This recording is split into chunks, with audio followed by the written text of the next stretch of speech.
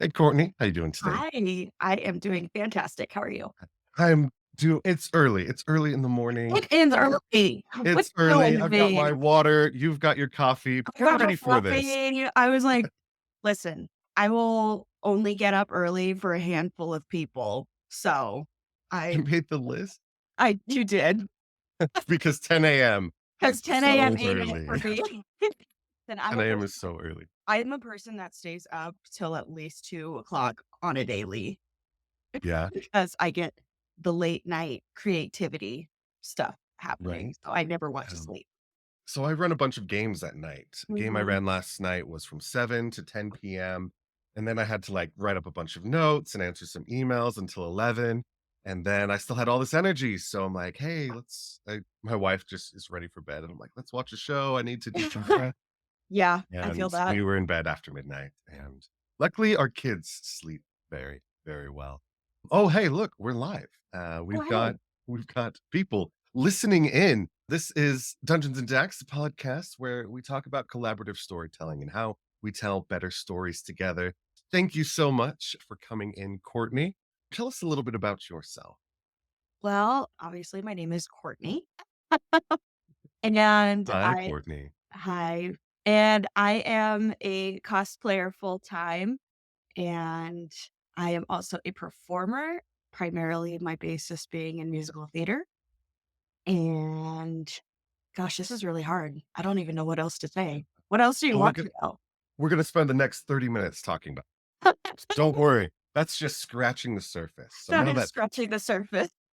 now that people are interested, now that people are intrigued, now we get to delve into some of the more fascinating aspects of your life. For those of you who've, been following us on social media, you know that we were recently collaborating together on a live streamed D&D game at Evermore Park. And we're going to get to that. We're going to get to that. But first, I want to delve into the origin The story. origin story of the Yes, of how game. you became this epic nerd that you are today. Oh, man. So where does your origin story begin? My origin story starts in high school, if I'm being honest. So I didn't start getting into like costumes or performing or anything until about my freshman year in high school. Before that, I was an avid athlete. I used to play soccer all the time. Okay.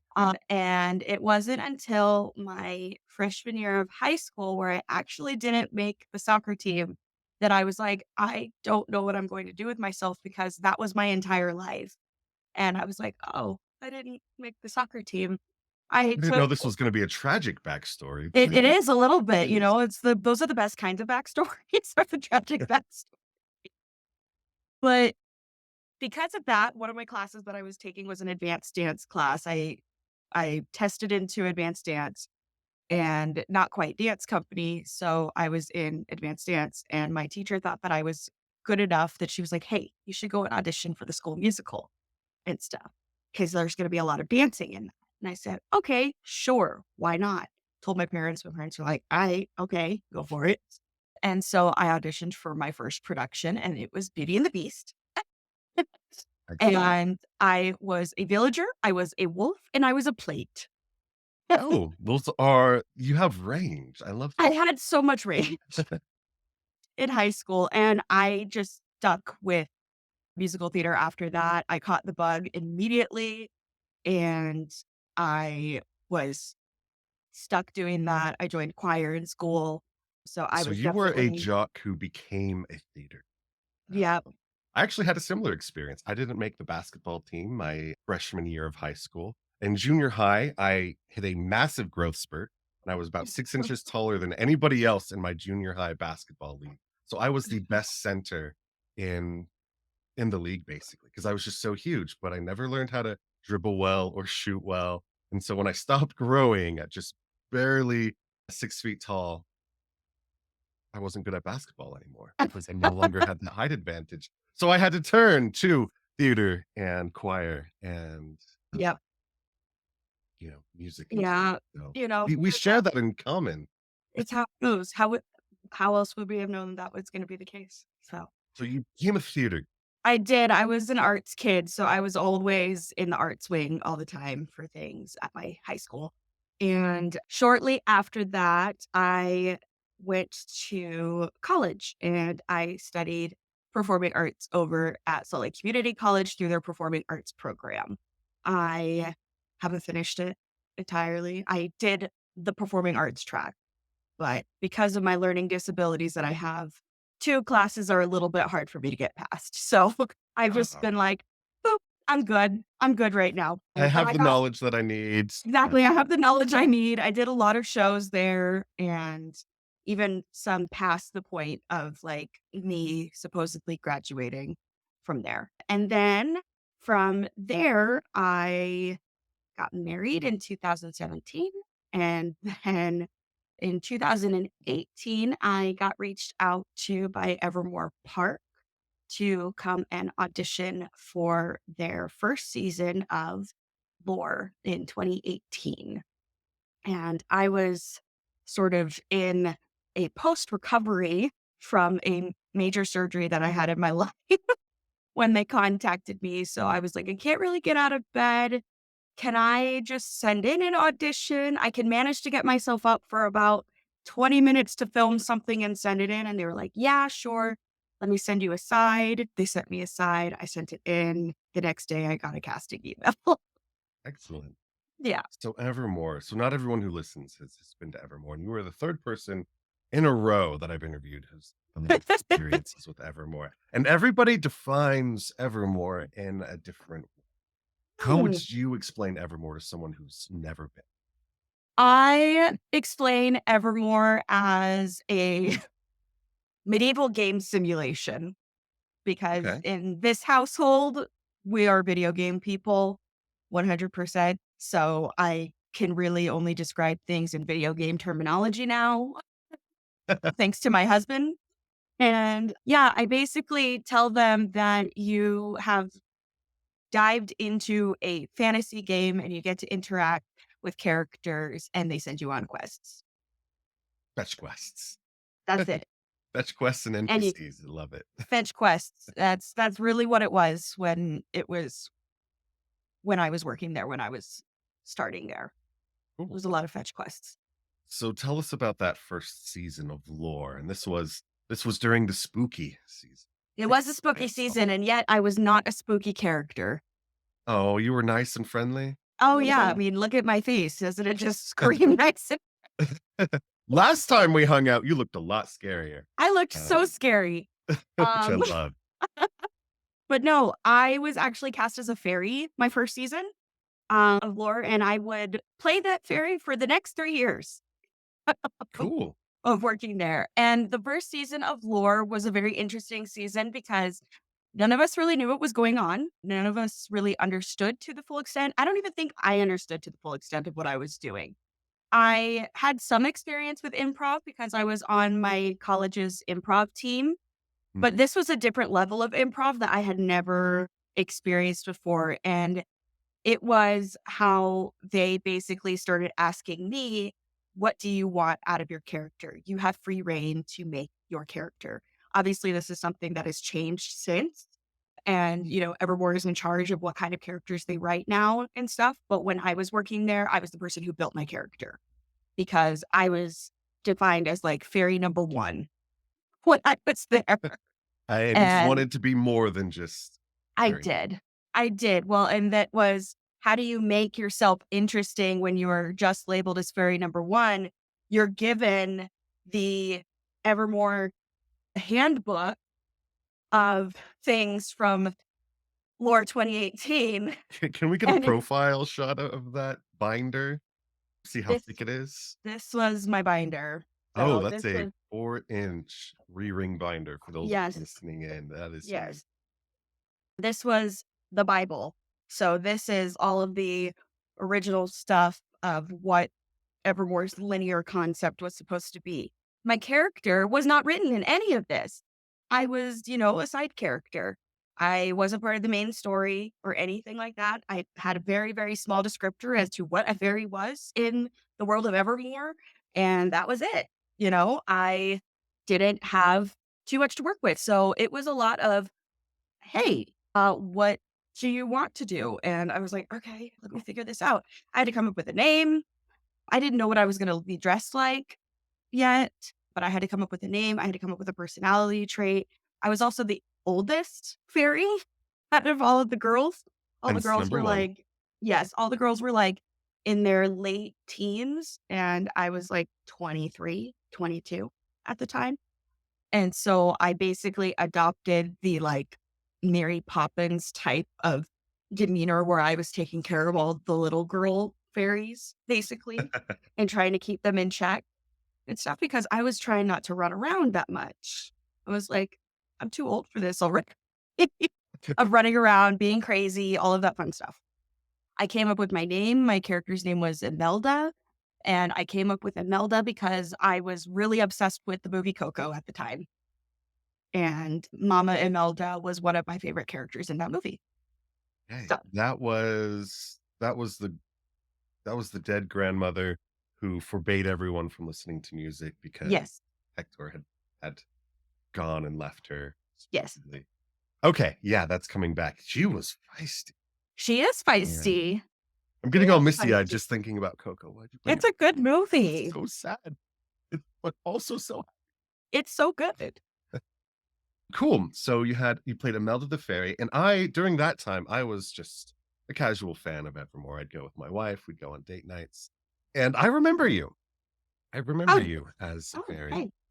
I mean, I was just some guy in the crowd, all old bearded guys look the same. So you My probably, hair was a lot shorter at the time, actually. yeah. Well, I Mine mean, most of the fairies had mine that. was, like, up to here, so grown out since Mine was, I've had many haircuts and more or less look the same. So yeah, so Evermore was, you mentioned before the stream that that was a huge turning point for you in figuring out, Mhm. what you wanted to be when you grew up. The wise old age of 22 or 23. This Evermore puts you on another trajectory towards, awesome nerdiness. Yep, So I what was was the not next step? expecting it. I was not expecting anything that was gonna happen next in my life because the concept of making a character and dressing up and interacting with characters was completely new to me. The LARP experience, completely foreign to me. I was like, Mhm. okay, these people are really, really into what they are doing. And Really is. they're like really interested in wanting to know more about me, the character, and not the quest that I'm going to give them. I haven't gotten that figured out yet. So I was like rushing to like try to figure out backstory. And the fairies were trying to figure out how, like, where did we come from? Who are we? Who's in charge of us? Like those kinds of things. Mhm. So it As was a lot of, a guest at the park, I always found that the side characters were more fun to hang out with because those who were like central to the plot, one, there was always a huge line yep. to go talk to them, and they were just repeating the same stuff over and over and over again because it was Hmm. part of a plot that they needed to adhere to. But the side characters, at least in my experience, they didn't have lines. They were a lot more free, and they would be more willing to ask you questions as a guest and build Hmm. relationships. And so I like the fairies, of course. I became friends with a bunch of goblins there. Yeah. But yeah, it was the side characters that I really fell in love with that. So Yeah. And thanks for I being a made a side lot of, character. I made a lot of really fun relationships with people through my character after that season too. Like, some of my relationships that I had with patrons turned into actual relationships and I'm still friends with some of them to this day.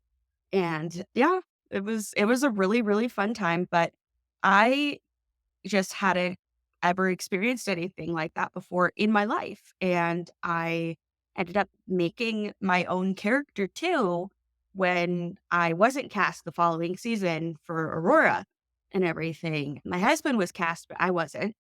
And I was like, well, I'm going to be going there a lot to drive my husband to work. I need to come up with a character. And so I came up with my first character ever, which was my pirate character, Vera. She's no longer a pirate now. She's had a complete story arc at this point. But Redemption art. but when I first made her, she was a pirate and she was my first character I ever like invested costume pieces for and got a wig for and anything like that. And I fell in love with her, and she was one of my favorite characters that I played for a really, really long time. So, yeah, I always started off with my character since then. Like I said, I started off with her making her costume. Mhm. And yeah, I built her costume first and then I filled out her backstory later. And what was really funny is that recently, while I was cleaning out all of my old things, like I was finding all of my old dolls that my mom sent over to me, I found a journal, or I would say it's a journal. It's literally a notebook with Orlando Bloom's character from Pirates of the Caribbean on the front Of because course, Phil Turner. I was obsessed with him when I was younger because he was real cute. And in that book, in that notebook, I wrote my own fan fiction and I forgot that I had written anything like this about a pirate character in the Pirates of the Caribbean universe. And like to a T, somehow this was just like all the way in the big back of my subconscious, I guess. But like there are so many similarities of my character's backstory and my middle school version's brain of, of my pirate character. And I was like, Vera oh was my just God. living rent She was free in your living there mind, in my ready for her brain. moment to shine. Yes, exactly. Awesome. So a lot of people, when they get into Dungeons and Dragons or any tabletop RPGs, when they start creating a character, they start with stats, race, class, the Hmm. mechanics of the game.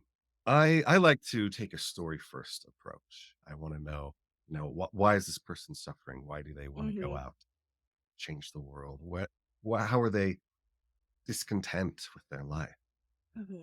I love this story driven approach. And you've introduced another very cool approach, starting with the aesthetics, Yes. starting with the look. And what else do you do to get into the headspace of a new character? I Now that I've built up like a very large plethora of costume pieces over time, I always just try Excellent to use of the word plethora, by the way. thank Gotta you. gotta compliment that. Thank you. I I start to actually just consider what I already have on my person. And I just want to use what I already have half the time. And sometimes I'll build things if I really want to like round out something and make it a little bit different. Hence why my damn fear looks a little bit different. But majority of the stuff that I had for her, I already had. So I always try to take the approach of what do I already have? And then I will go to Pinterest and I'll try to find some vibes there as well. And then I'll be like, "Ooh, I'm gonna add this element," and then maybe I'll build something. So in the case of my damp fear, she I built all of the floral pieces for her costume, but everything Yeah. else was mine that I already owned. Let's So fast yeah, forward a little bit to that down fear character. yeah. Audrin L, that was her name? Adrenal core, yeah. Audrinelle Core. So when we became acquainted through our mutual friend, Rachel Ann, you were brought in as one of the characters on a live stream that I was dungeon mastering. And you had some vibes. I guess that's a good word for it. You had some Yeah. vibes of the character that you wanted and the aesthetic that you wanted. But when you talked to me, you didn't quite know how that was going to work mechanically or story Mhm. wise, which is great because I was there and I was able to find the mechanics for you. Let's talk about that process. Where did you start with Audra now? Well, again, I have an obsession with musical theater, and I am still obsessed with Little Shop of Horrors. I was still on my Little Shop of Horrors kick and stuff. And I primarily wanted to have a character that was different because I have been playing a bard for over 3 years. And I also was cosplaying a bard recently as well on TikTok. So I was like, okay, I got to move away from the bard class as much as I love being a bard because I can be like my true self and it's a type of character class that I can ease into with no problem, despite not knowing anything about instruments. I wanted to do something completely different for the D&D live stream because it was gonna be a one shot, and I didn't know if this was going to be a character that I was going to want to translate into another, like, into another session or a campaign, excuse me, campaign. I'm still getting used to the D&D terminology despite the fact that I've only been playing for 3 years. It's fine. Um, It's fine. People still get confused with character level and spell levels, and yeah. it's not intuitive. It's not intuitive, don't worry.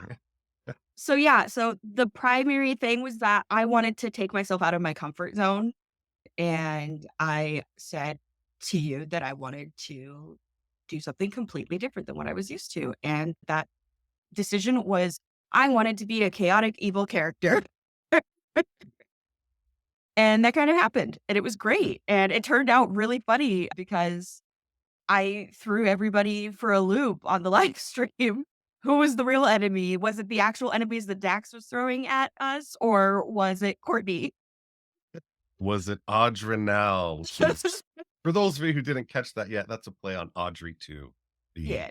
person-eating plant at Little Shop of Horrors. Mm. And I remember you said to me you wanted to be chaotic evil. I mean, I don't use alignment in my games. I mean, I use a lot of morality, I use a lot of Yeah. philosophy, but the alignment system I've always found to be restricting. I'm more interested in good people who do bad things and bad people who, have redemption arcs, right? I'm more interested Mhm. in those types of stories, and I don't think the Right. alignment system lends to that nuance, putting people in 9 different boxes. So we Mhm. talked about, okay, what does it mean to be chaotic evil? What is it you actually want?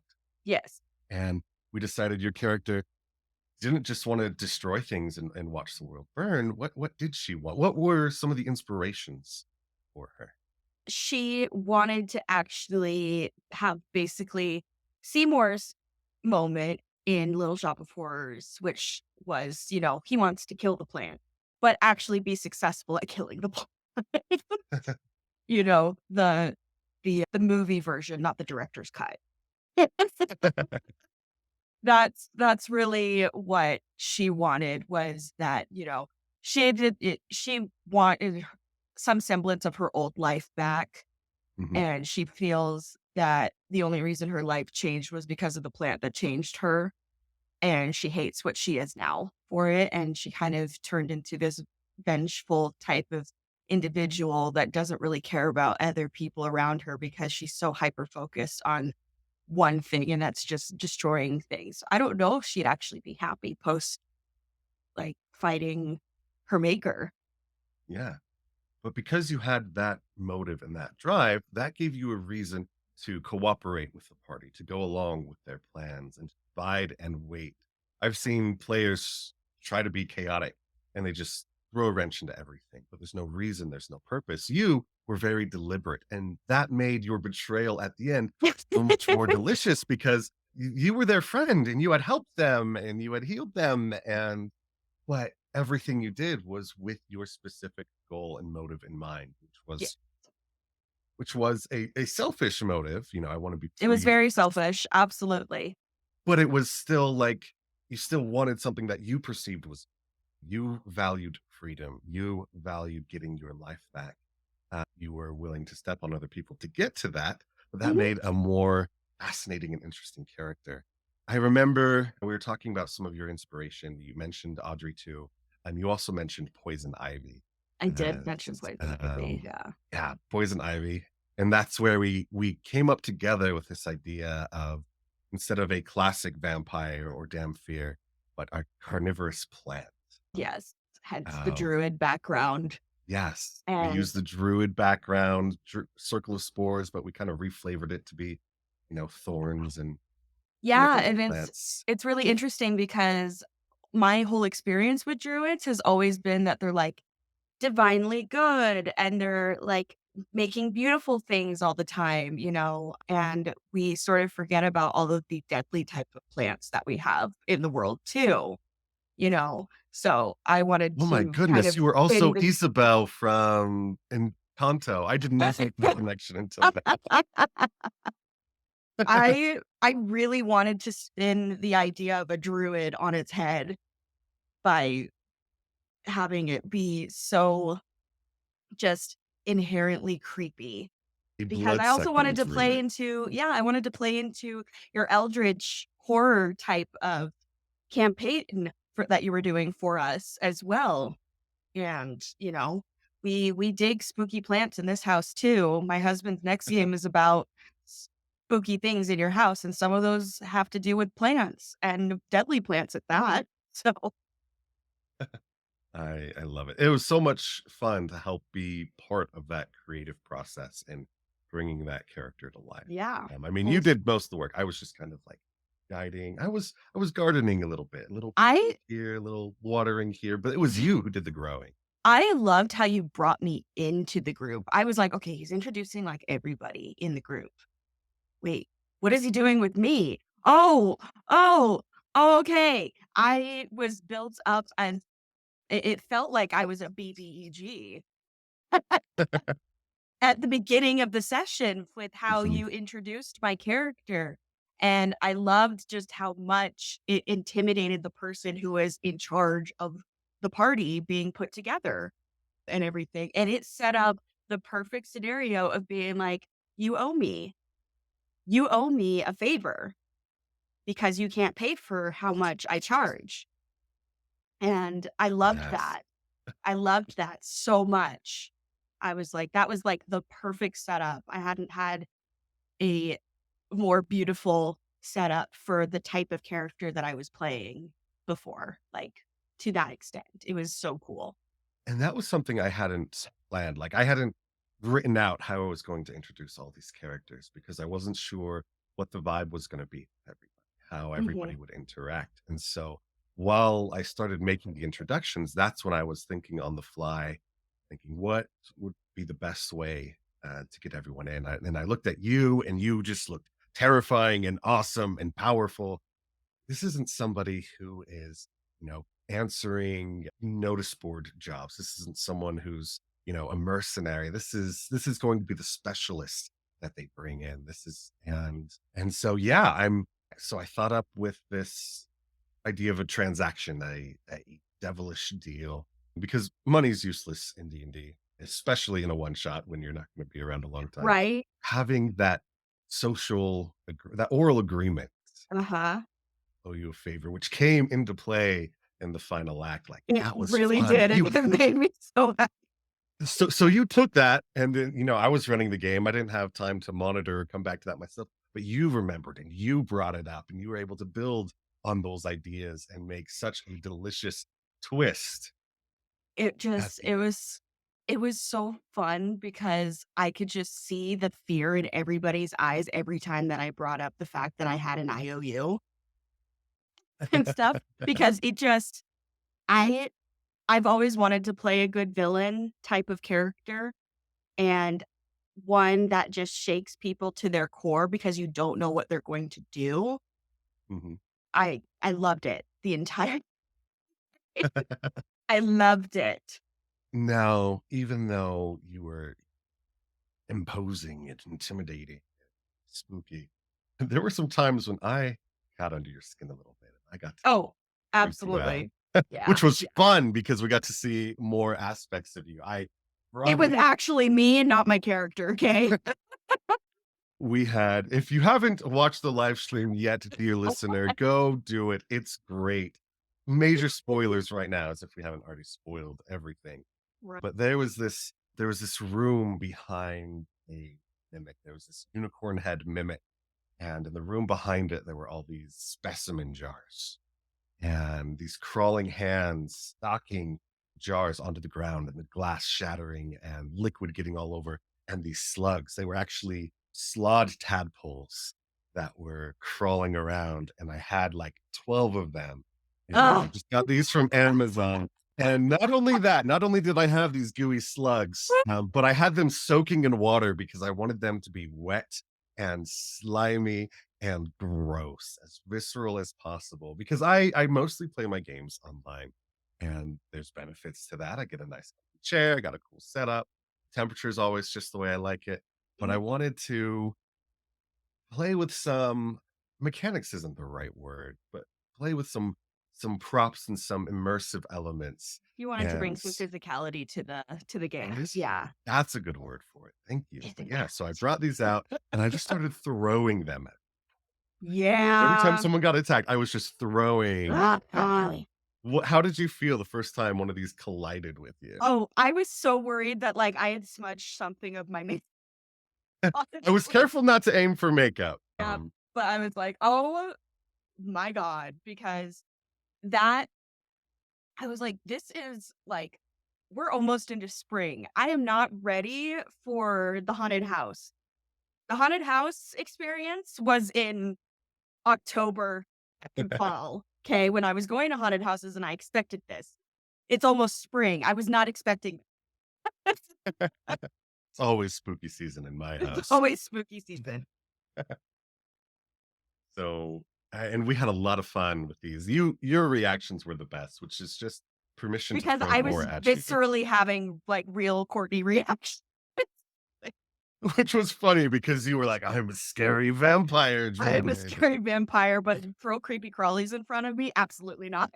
There was a moment where you you were attacking one of these creatures, and you Mhm. were going to bite it, because you had fangs in, and I think you wanted advantage on it or something like that. And I'm I like, sure okay, did. if you actually bite it in real life, I will give you advantage on the roll. And you did it. And we got that on camera. It was glorious.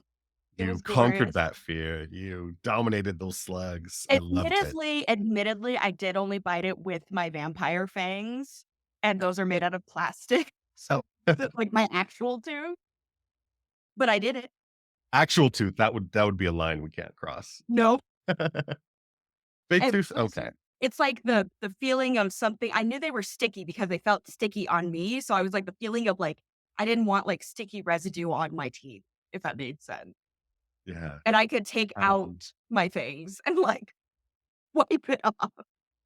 so was it just the texture of the creatures that I threw? Was it the way they looked, or was it the way that I described The them way that that you really. described them, that was the ick factor for me on that, admittedly. Like, it was the way that you described them, and then you just, like, threw them, and I was like, "Jump scare."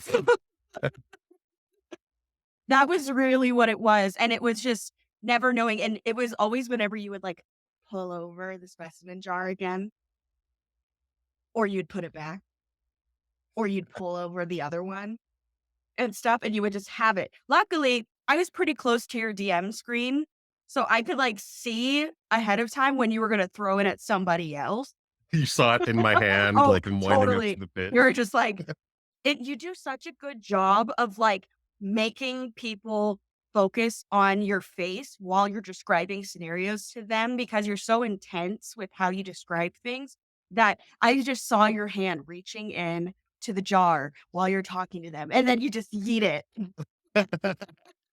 It's all about And misdirection. It's and all about it misdirection. was just it was you have just such a talent with storytelling just through that alone that it made it 10 times more effective than what it actually was. Knowing full well for me that they're fake. I know they're fake, but you did such a good job at just upping the creep factor in the game to make them actually spooky, even though they're just little slugs you bought off of Amazon that you stuck in water. Yep. Slugs from Amazon, they were multiple colors, $11. Mhm. I'm glad that worked out so well, and I'm glad you infiltrated the house closest to where those things would be, because I had to plan out that entire house because I didn't know which direction you guys were going to enter from. Yeah. There were a lot of tricks that I didn't get to use, but I'm not gonna say what they were 'cause I'm gonna save them for The later. the concept of DMing is just so vast and large that I just give kudos to anybody that can do as good of a job at it. And I mean, it's a very good telltale reason as to why you are listed as a professional dungeon master because, like, oh my gosh, I applaud anybody who can DM because you have to think of every single scenario and not get overwhelmed and keep your cool while it's happening. Unless you Wanna wanna know a do something secret? completely devious. Wanna know a secret? Right. You don't have to think of every scenario. You just gotta pretend like you already. Right? You just gotta improvise with confidence. Yeah. Last night, my players threw me for a loop. I won't spoil. So yeah, so Evermore led you into being a nerd, getting into D&D. Mhm. I think you said you got big into actually playing the game During COVID. during COVID, back when yeah, Yeah. when D&D got cool, you were there. Yep. I got into my first sessions. I actually was just like playing Animal Crossing a lot, like everybody else was. I was too. Yep. Everybody Mostly would my play. wife, it was her island. I got to visit her island. It was So fun. I would always play with my friend Bree all the time. We'd be on the phone all the time, but then she'd always be like, "Hey, I gotta go for 4 hours to go and play D&D." And I'd be like, "Okay, bye." And then I'd be like, "Well, what am I gonna do now? Actually spend time with my husband? What is that?" Already been married to him for 3 years. Yeah, right? And at one point, I was just like, "Is it weird to ask if I can just, like, sit in on your guys' game of Dungeons& and Dragons?" And she was like, "No, let me ask my DM." And then the DM, Miranda, was like, "Yeah, of course, you can totally come and sit in and everything." And after I listened to their session, I was like, "This is really fun." It felt like I was listening to a podcast while I was playing Animal Crossing out on my porch and listening to them. And it was about 2 sessions before she actually messaged me and was like, "Hey, did you maybe wanna join our group and make a character? I feel bad that you're just, like, sitting there and just listening to us." And I was like, "Oh, sure." And she kind of walked me through the whole thing. They were in the middle of playing Curse of Strahd, and so I ended up Love that. playing a character that was from Barovia, and no shocker here, her backstory is from Little Shop of Horrors. A dentist? No, I almost went with the dentist, but I actually decided to go with a flower shop instead. And because Barovia is so desolate, there was the idea of a dead flower shop that was basically gone under. And that is basically the flower shop at the beginning of Little Shop of Horrors. The flower shop, Bushnick's, is just completely desolate and there are no customers or anything like that. So my character was from that. Cool. Very cool. So, what are you up to now? What am What I are you up up to to now? now? Yeah. Well, I have moved on to another group of people. My group naturally sort of dissipated post COVID and everything. And now I am with a crew on Twitch called The Misadventures of the Dragon Crew. And we stream our sessions every Wednesday. And we have a giant table with a big screen in the middle. We've got screens everywhere, sound equipment, everything, trying to make our D&D sessions as immersive as possible. And we are currently actually playing the Heroes system instead of Dungeons and Dragons 5e. So I'm doing that instead now. And it is the misadventures of the Dragon Crew. They're awesome people. I adore every one of them. So that's what I'm doing. And then in addition to that, I'm still doing performance work and I am doing cosplaying full time now as well. Let's talk about some of the performance work. Can't believe we've been talking for so long, and we haven't even mentioned that you're a professional princess and mermaid. Yeah, that's a fun time. Well, tell us about that, Yeah, because this goes into, the wonderful tapestry that is Courtney. yeah. I have been working with Wish Upon a Party, which is the princess company that I have been working with for over 10 years.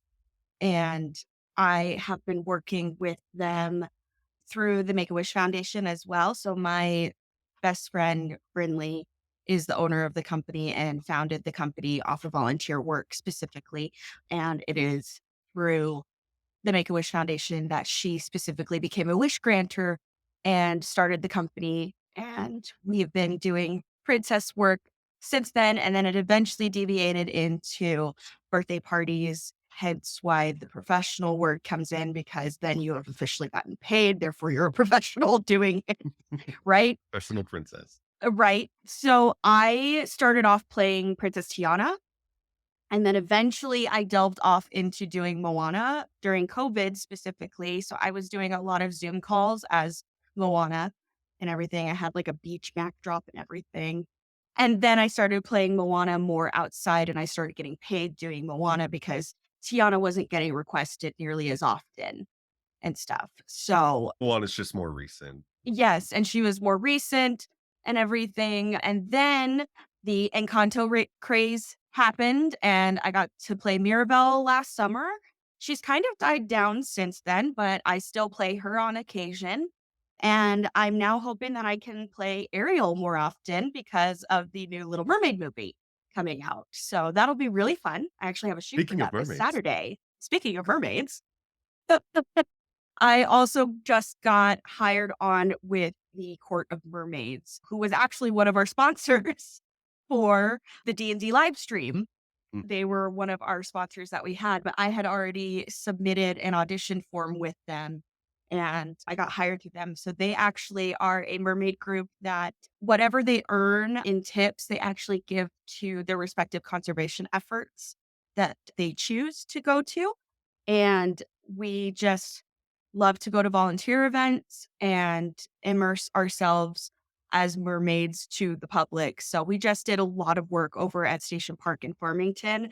I just did 3 events in a row for the first time, and being a mermaid, and it's crazy.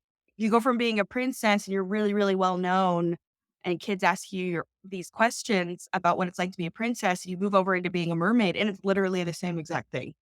Even if you created your own original mermaid character, they just wanna know every question under the sun about what it's like to be a mermaid. And I do put in the words professional mermaid there too, because I did get paid to be a mermaid over at the Living Planet Aquarium for their Halloween season. And so through that, I spooky got mermaid. paid. I wish I was a spooky mermaid, but no, I still was my brightly colored mermaid. So, yes. Pretty mermaids are cool too, I guess. Yeah. So I'm doing a lot of really fun stuff over the summer that we're gonna be at Ren Fair this year, which I'm very excited about. It's gonna be just a fantastic time, and I'm enjoying being my jellyfish mermaid. Very cool. Now, you've got a lot of followers, you've got a lot of people who are interested in what you do in the cosplay sphere and in the nerd sphere. It's Um, so crazy.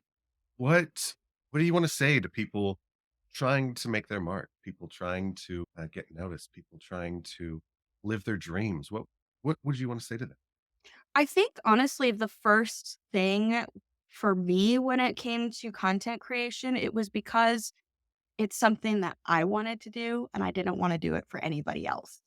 And I think that's the most important thing. You shouldn't be doing it for the followers or the numbers necessarily. The numbers are great because they can make the things you want to do, they can give it longevity, absolutely, over time, but making sure that you're creating things that you're wanting to do is, like, first and foremost, the most important, in my opinion, because the moment that you stop doing things for yourself is the moment that it stops becoming fun and it becomes more of a chore and less like a job. This is the first sort of like profession for me where I have felt motivated to keep going because there's just endless possibilities for what I want to do with it.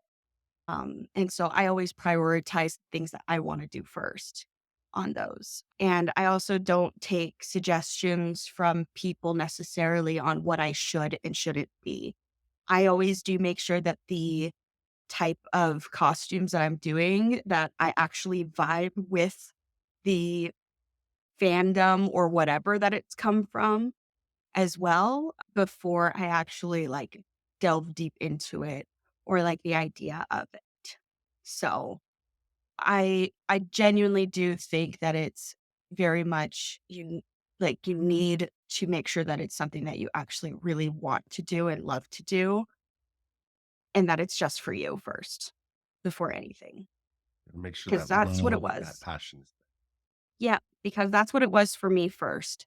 I just I started off doing it in my own home because I was on TikTok a lot, and I saw that people were dressing up as things, and my heart was with the character that I had basically created myself over at Evermore, and my heart was broken because I had gotten laid off and everything for very, very valid reasons, obviously, the pandemic being the main reason, but right. I didn't know whether or not I was gonna be able to come back ever, and I didn't know what that was gonna look like, and I dressed up like her in my home, and it started a healing process, and then I was like, "Oh, what other characters do I resonate with that I could look like and put out there as a form of healing for myself during this really, really hard time socially?" Because you couldn't really go out and dress up anymore. So you just I just did a lot of stuff in my own home for a really, really long time. And, it got to a point where I just kept doing it inside of my house. And then I moved into actually going outdoors and I connected with some wonderful people at FanX. And I did my first like on location shoot with them.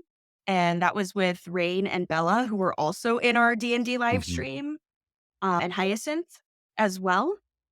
And the 4 of us, like, did Monster High together, and I loved Monster High growing up.